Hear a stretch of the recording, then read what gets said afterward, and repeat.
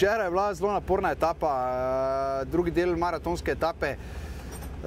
Po kilometrih sicer ne tako, vse skupaj je tam okrog 500-600 km, ampak res napornega terena.